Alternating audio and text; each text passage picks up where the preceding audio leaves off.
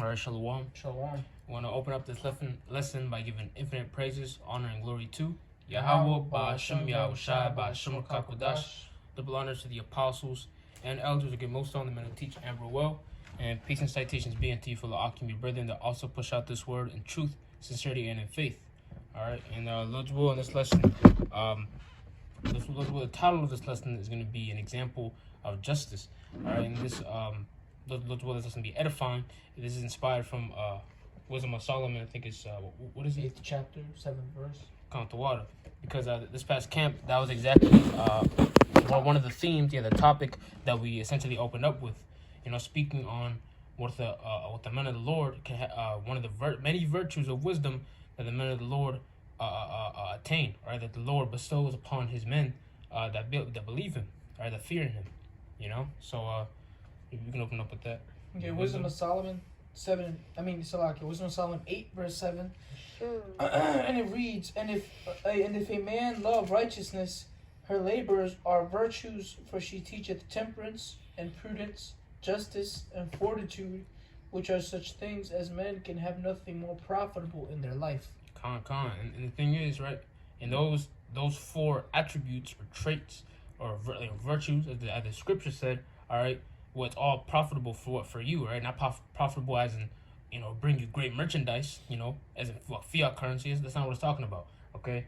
What in merchandise as in what? Something that's valuable, all right? What the scriptures talk about it in Proverbs, that this is the riches that's better than rubies, all right? And a good example, we're going to bring it out, all right, is the history of Susanna, all right, the book of Susanna. I was thinking about it on the side of camp, all right, which is a good example of justice, and that's what we're going to be focusing on, just that the word justice. Yeah, the word, specifically that virtue, justice, which is very also synonymous with those other three words, all right.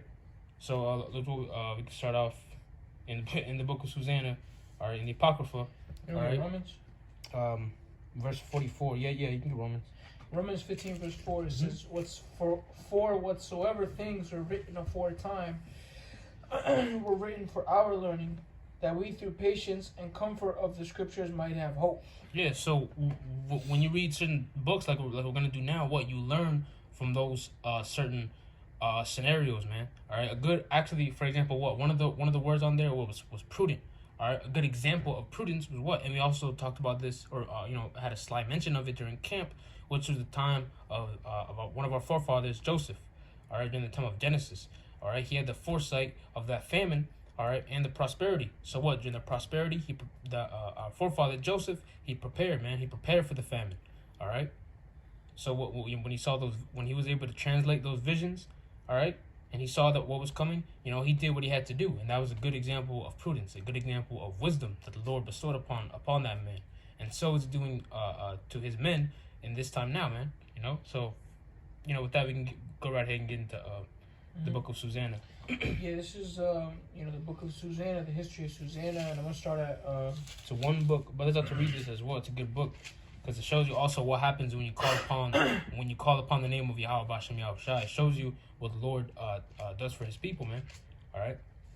Yeah, this verse starting at verse 44. Mm-hmm.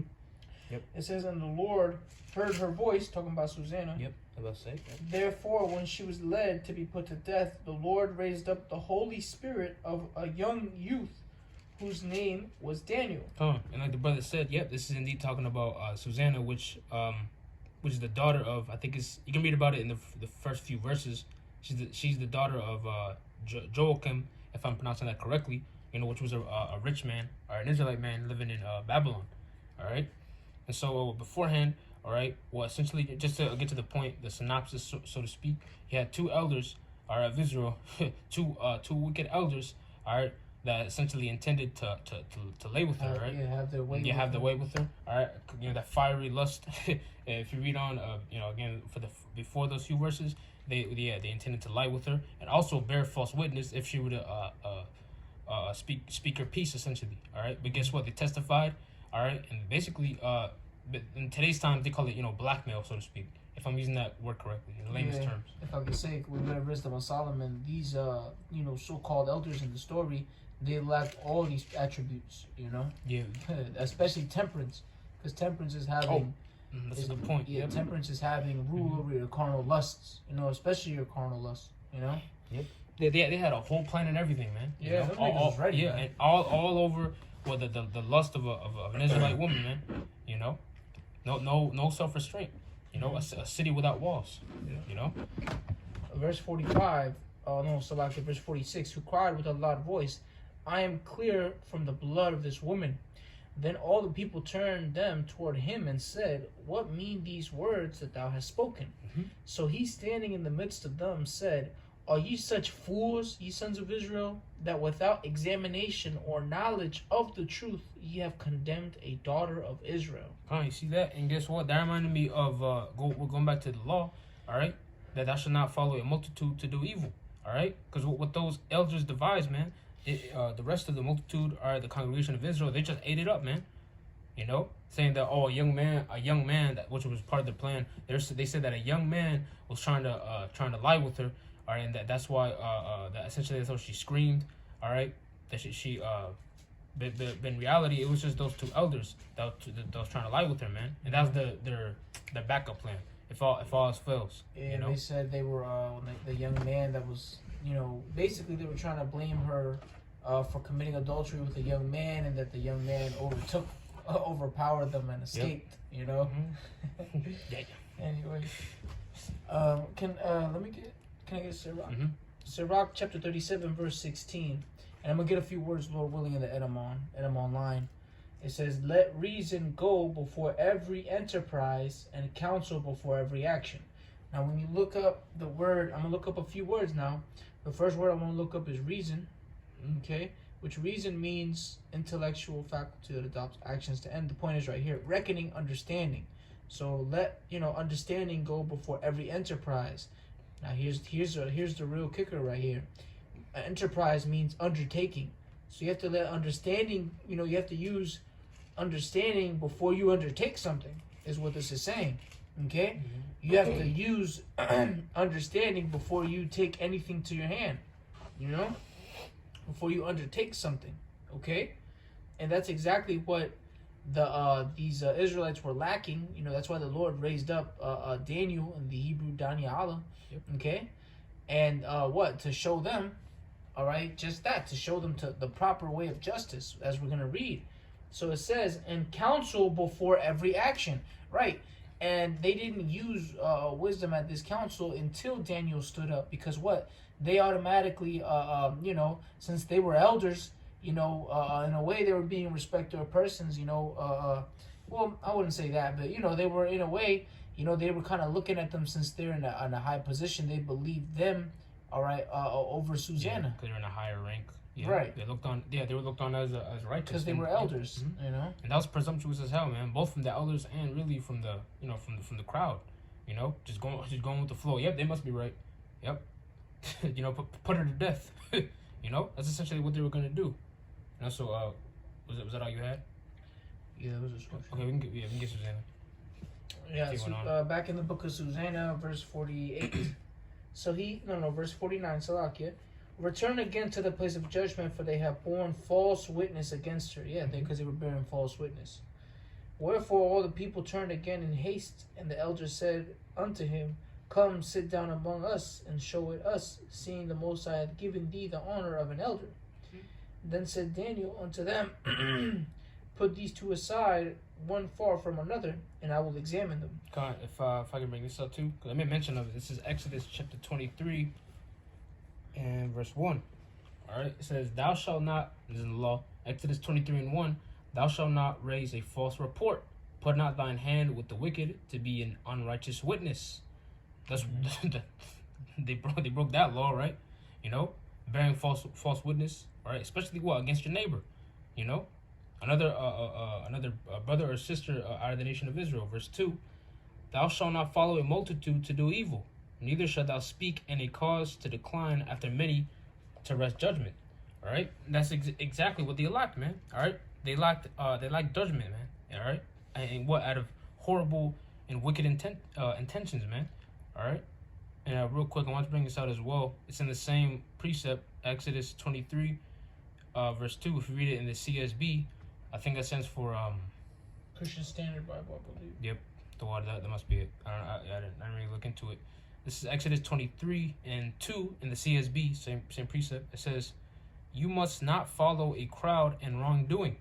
Do not testify in a lawsuit and go along with a crowd to pervert justice." You see, all right.